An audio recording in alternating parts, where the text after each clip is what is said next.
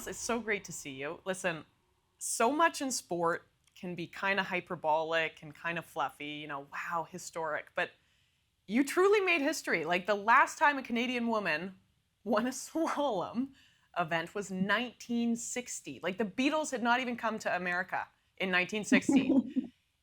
Can you grasp what you did? Slowly, but honestly, there's still some parts that I don't even remember. And sometimes I was just driving my car between Montreal and Quebec City, and I'm just like, man, I'm world champs. Still doesn't make sense.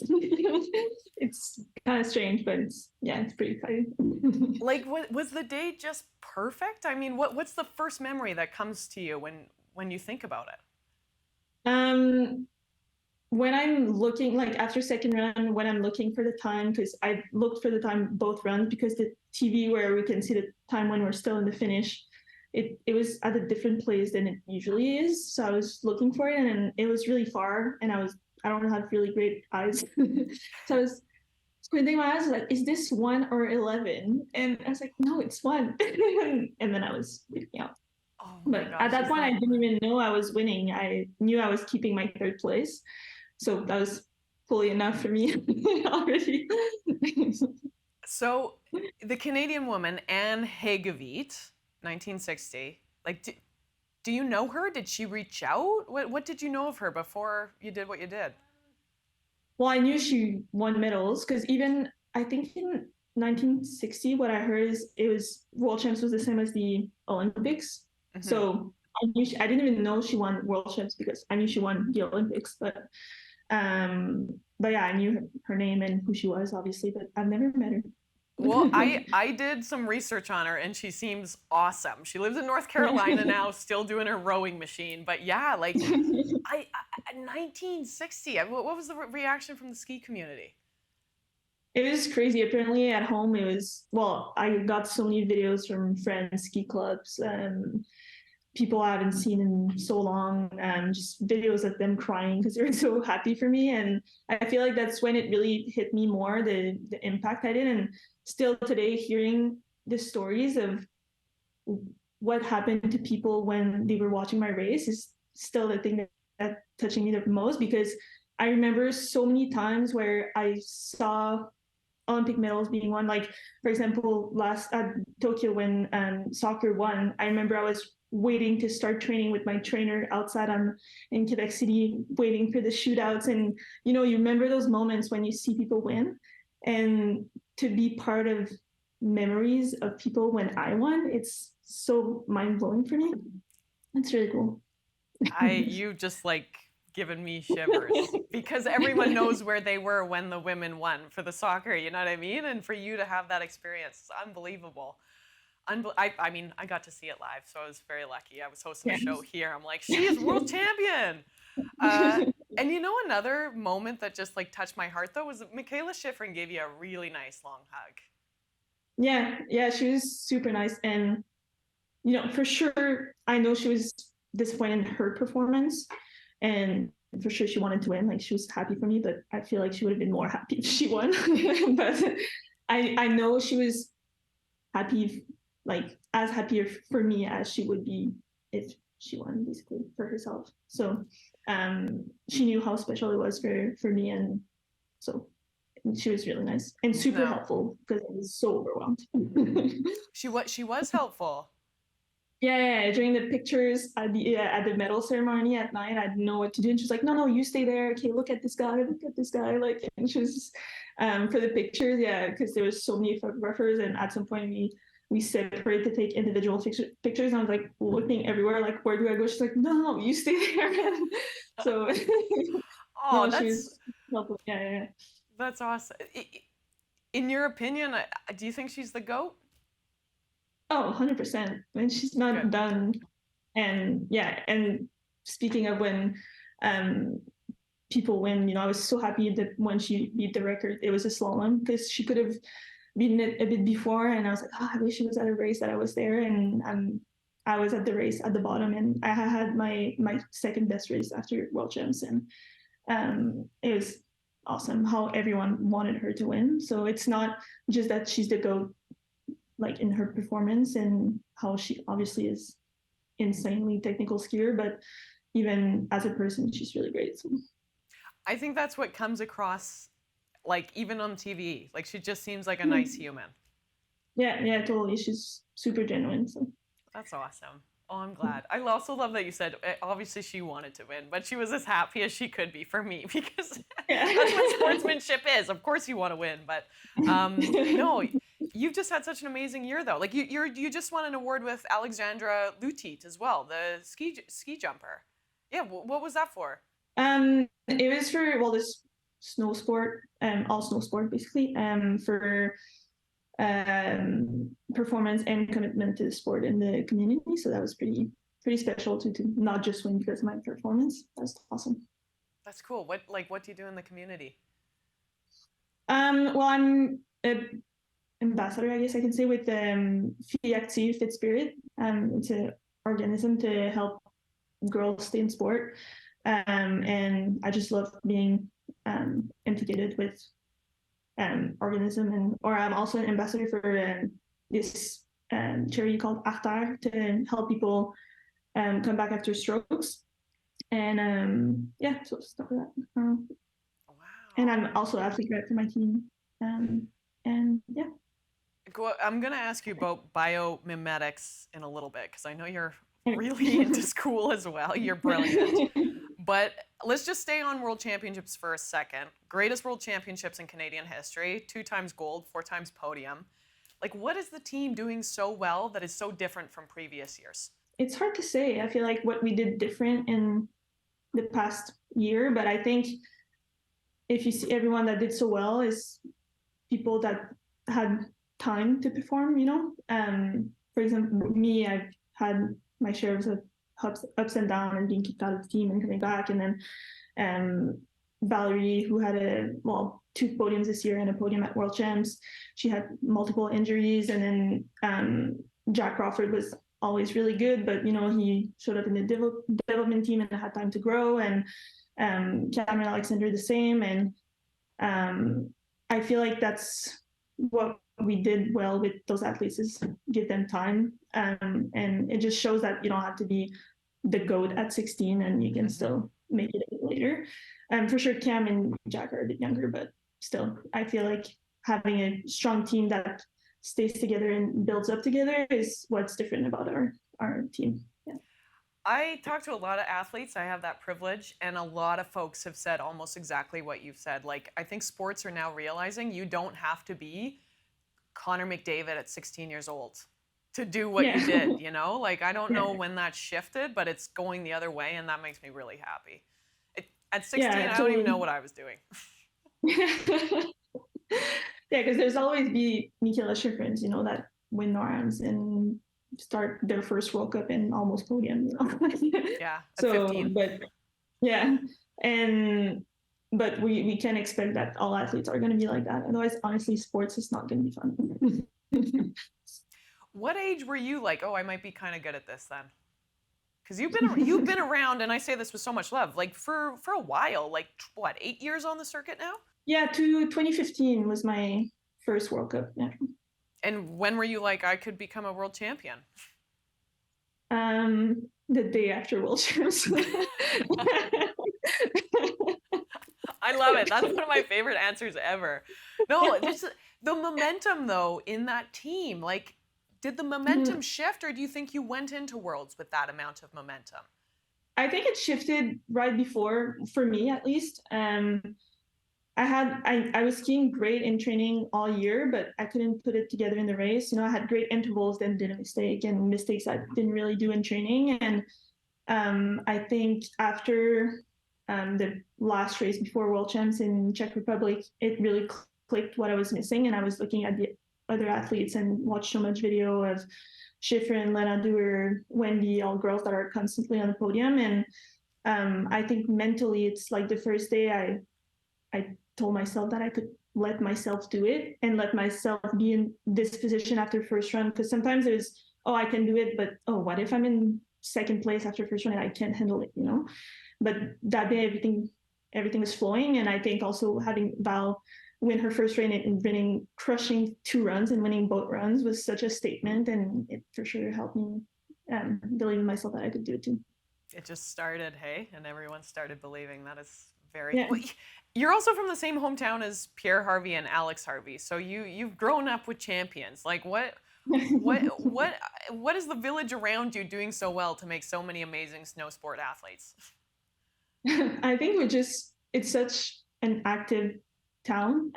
For example, at Pyeongchang, we had 3 athletes. There was also Amali that was there, and in cross country. And I think just having athletes around and everyone playing outside all the time is just builds up good athletes in general. And we have for sure for cross country skiing this center, one of the national centers there. So that helps. And for me, I think in Quebec City, we have Excellence Sportive Québec Lévis. That's a really good regional program that helps athletes have resources to try to perform and come back if they have injuries and everything. So that really helps. Wow, that's cool. I bet a lot of people were having a celebratory beer after you won. Yeah, I think so. It's quite early though. Yeah, I mean, I hope you had a celebratory beer after you won. But like, I mean, so 2 runs. What was your mindset between that first and second run? Like, did you know where you were, and what were you telling yourself in that start hut? I was really stressed in the start hut. Well, even right after I crossed the finish, I was obviously really stoked. And then when I was getting dressed, I was kind of just thinking about how stressed I was going to be in the second run. And I told that to my teammate, and she told me that I didn't do anything different than in training. It wasn't out of the blue, what I did. So I shouldn't be stressed to try to do the same thing because I've done it many, many times. So that really calmed my nerves. And then between the runs, every time I was thinking about, oh my God, I'm in third place, I was visualizing my course to make sure I had the right plan to remake a good run. And then at the start, I was really stressed. I was almost faking to be funny. I wanted my staff that as a start, my physio and my technician to be relaxed and not know, because it was new for them too, having in that position, so they didn't know how I was going to react. Yeah. But I wanted to make them know that I was kind of okay, so they could joke around and say whatever they wanted and just to be chill. But also I forgot to take out my I have like a sticker inside my goggles when they're brand new lens, and I forgot to take it out. So when I put down my goggles, well, it was maybe 5 people before me, because I always switch goggles because I get really sweaty in the start, so I don't want them to fog. And normally I put them in my bib to put them right before I go. But for some reason, when my physio gave them to me, I put it right away on my head. And I put them down, and well, this is really blurry. And I see the face of my physio and my technician like ready to act, like something's wrong, what do we need to do? And then I just take out my goggles, peel out the plastic, and they're like, oh my God. Oh, Lord. That would have been so much more stressful. But anyways, I feel like that made me help me calm down a little bit. Isn't it funny how it's like a mundane moment like that can just like snap you back into reality? Of course, like you visualize for this moment for your entire life, and then the stupid guy. Oh, Lord. Well, you're a world champion. Congratulations. I mean, I know you folks have to chase glaciers and you're traveling everywhere, but you are, as I mentioned in school, biomimetics. What does that mean, and like what is the application? Please educate me. Well, I'm actually in biomedical engineering, and Okay. the field I want to go towards is biomimetics, or like biomimetics is how we can bring things into nature to the body to create things, basically, make it kind of basic. Okay. So hopefully I could work with like making prosthesis and helping people be active, and that would be my dream job, or more in like robotics and stuff like that, because I have a degree in computer science before, so I want to merge both and try to improve people's lives. Yeah, that is so cool. Like what drew you to that field? Is there one thing that you're like, that's what I want to do?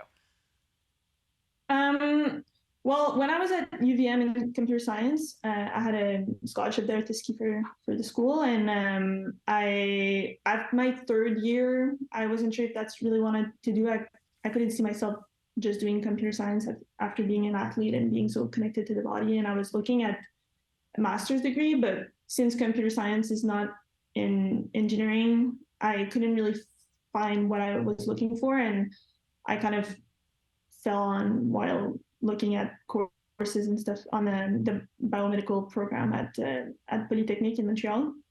So I figured I would try, but it's really hard to get in because they don't only take 45 people a year. So it took me 2 years to get in, but I'm glad I did. I love it right now. So. Okay, but so I mean, I've talked to a lot of athletes that also are in school, but I mean, that seems like a pretty extreme course load. Like, how do you balance training with school? That's a very genuine question. Well, I'm part time now, so it's easier because Okay. at UVM I was full time. So I take less courses in the winter. Well, last year I took 4 courses in the fall, 3 in the winter, and then this year I'm taking 3 and 3. That's my plan. But I have really good support at the school. I can do my exams online, and if I have to submit something in class, they let me do it by email, obviously, and they're really good. And honestly, with COVID, a lot of professors are reusing videos that they took during COVID, or even if they don't use it for the class, sometimes they send them to me, the ones that they recorded in 2020. So that helps too, because I can watch classes instead of just missing them. So what does a day in the life look like then?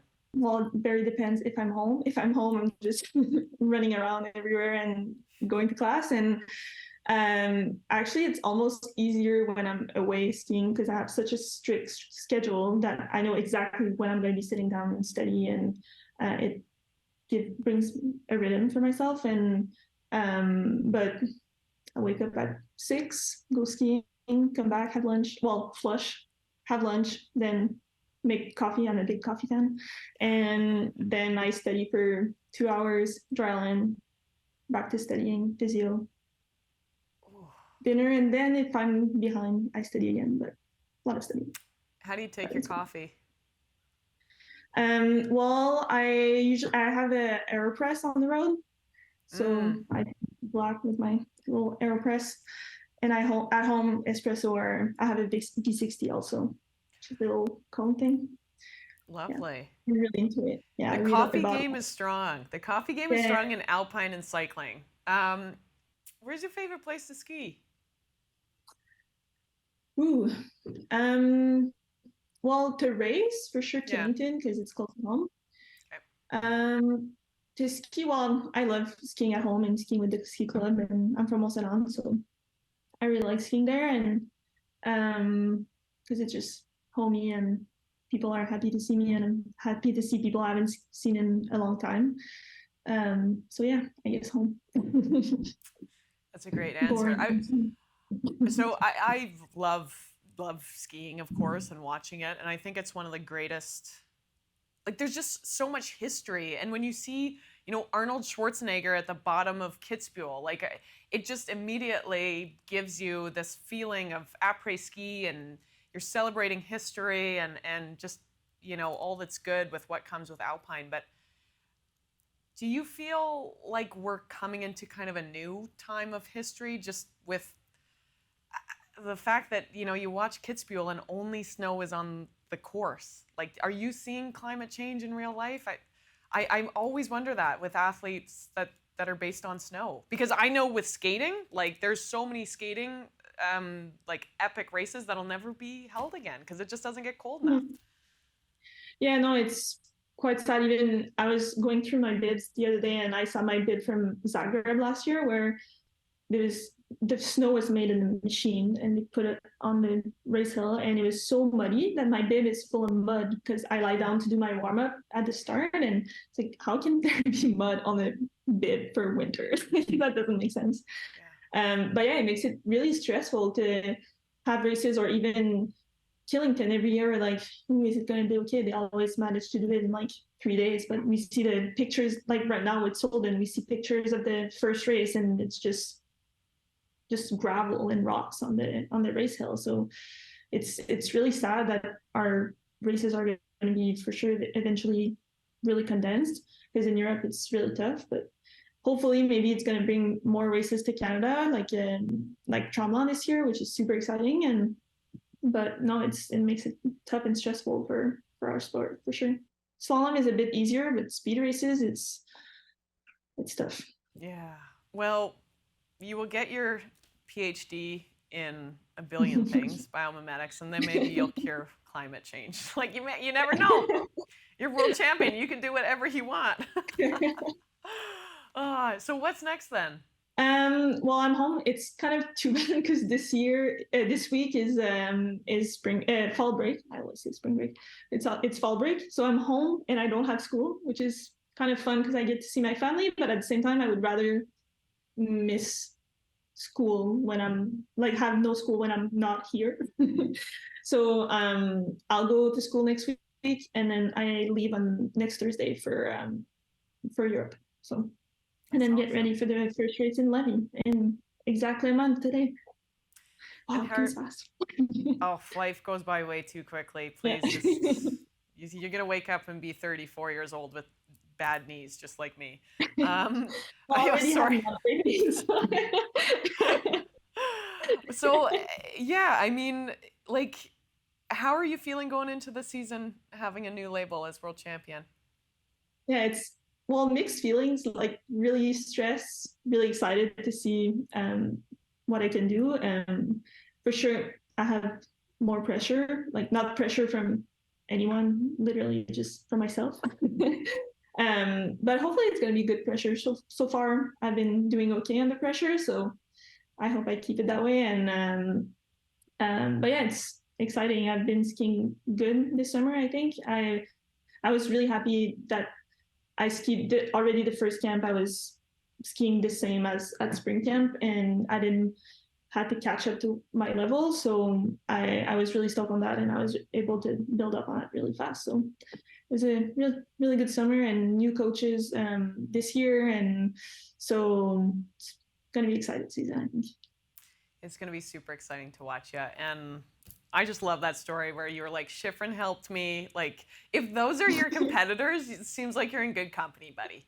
So yeah. It's going to be a good season. I'm feeling it for you. No, I really appreciate you just connecting and having a chat. And truly, congratulations. You did something so special for the country. And we got to get Anne Hegovit on. Like, we should have just zoomed her in where you could talk to the original goat, and you're in good company with her too. Yeah, that would have been stressful. They did that after when I came back and I had a few interviews. They brought on the radio Mélanie Turgeon, who won in 2006. Yeah. Yeah. And Eric Gay. And they surprised me on the radio. And honestly, I didn't know what to say. I was just starstruck. And I've met both of them a few times, but I was just like, oh my God. Yeah. I've gotten starstruck with Eric Gay as well. So yeah. I get it. No. Thank you so much. And best of luck for the season. It's going to be super exciting to watch you. Thank you. Thanks.